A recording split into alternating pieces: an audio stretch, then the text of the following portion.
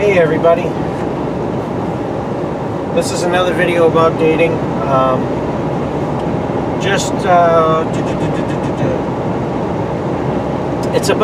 This is going to be about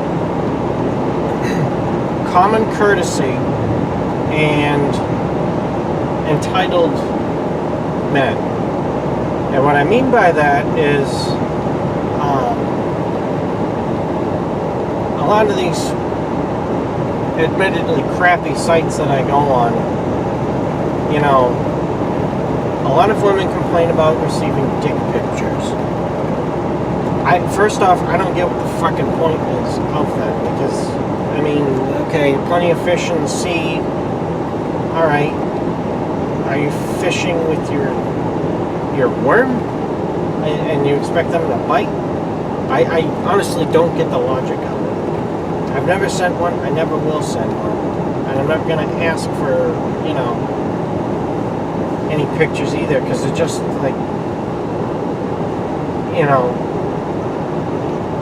to me it's wrong. But regardless, you know, it seems like a lot of men in my age group, I'm 25, feel as if they're entitled to have anybody that they want by saying, you know, like, bitch, sit on my face, or what's the other one?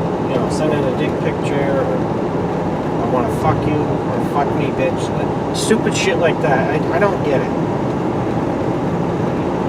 You attract more, what's that saying? You attract more bees with honey than with vinegar. You know, but,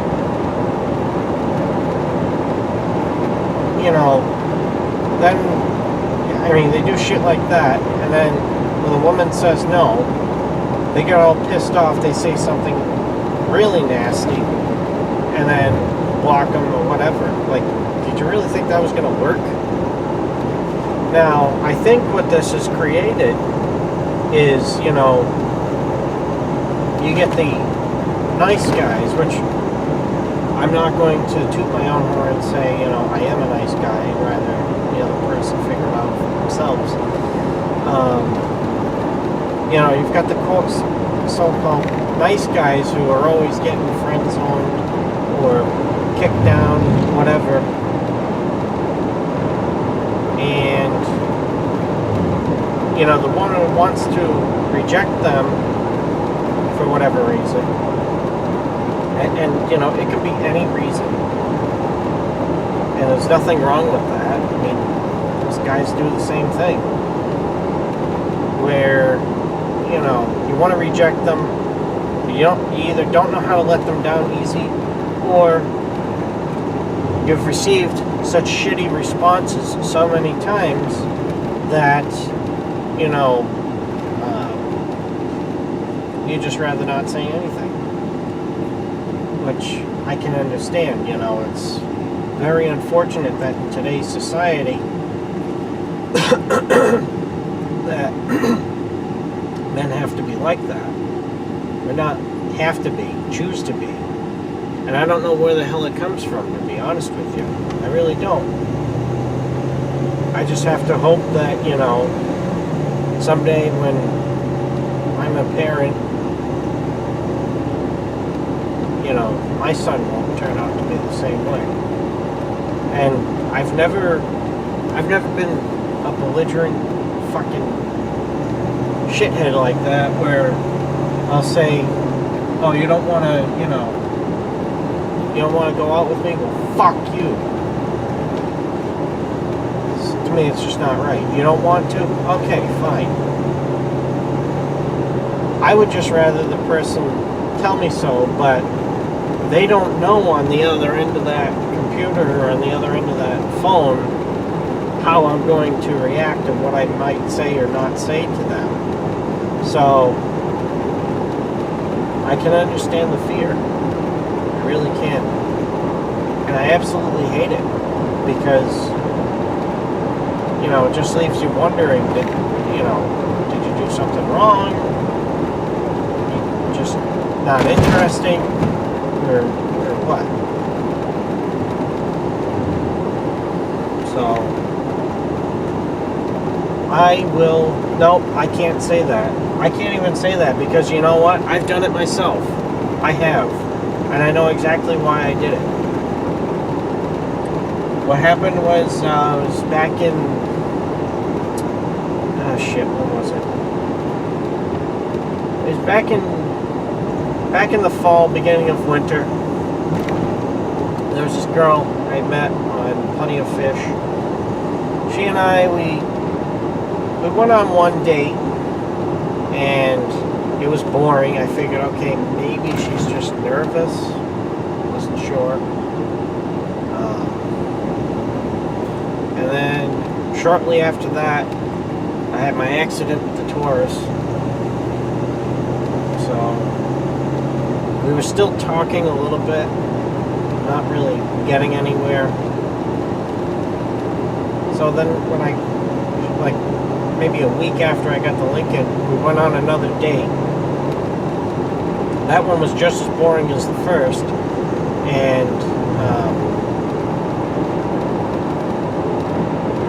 there was a really awkward point in the date where we're sitting in a parking lot. Okay, what do you want to do? I don't know, what do you want to do? And it just turned into that, because everything I suggested she couldn't do for whatever reason. I won't get into it. Finally I said, let's play the rhubarb game. Thinking, being creative, whatever. So that's one thing I like, is when I'm talking to someone and they can bring out, that inner creativity in me, which doesn't happen anymore. But I suggested we play the rhubarb game. She says, what's that? I explained. She says, that's dumb.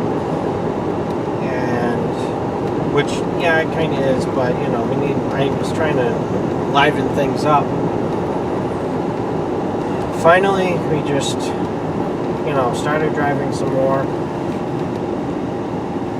Something in the car felt funny. I dropped her off at her house. And then she sent me a text 2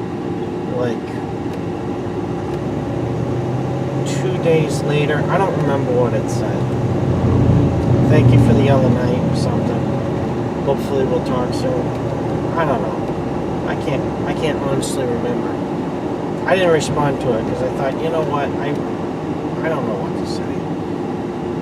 So, not knowing what to say, and it just kept eating at me that, I didn't say anything to her to, let her down, whatever. Finally, it was 2 days after Christmas, or 2 weeks before Christmas. I don't know, it was around Christmas.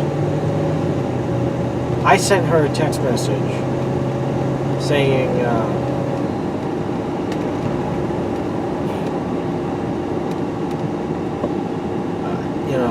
it's been eating at me that I haven't said anything. I think it was something along the lines of, I don't think we're a good match. I wish you the best of luck. No response, and, honestly, I don't care. We weren't going to work. But after sending that, I at least felt some closure. Because,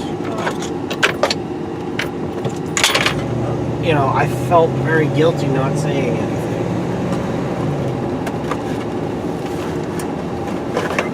I know this is getting kind of long now, and I got to get on the highway, so